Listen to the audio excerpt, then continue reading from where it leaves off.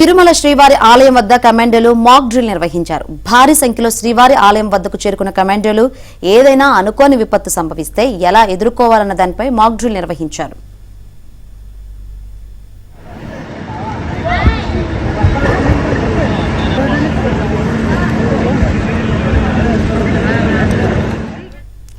శ్రీవారి ఆలయంలో ఏకాంత సేవ ముగిసిన అనంతరం భక్తులు అందరూ బయటకు వచ్చాక కమాండోలు ఈ మాక్ డ్రిల్ నిర్వహించారు. భారీ క్రేన్లను తెప్పించుకొని దాని సహాయంతో ఆలయంలోకి వెళ్లి మాక్ డ్రిల్ ని నిర్వహించారు. ఆ సమయంలో అటు మీడియాను కానీ ఇటు భక్తులను కానీ ఆలయ పరిసర ప్రాంతాల్లోకి భద్రతా సిబ్బంది అనుమతించలేదు. దాదాపు గంటన్నర పాటు కమాండోలు ఈ డ్రిల్ ని నిర్వహించారు.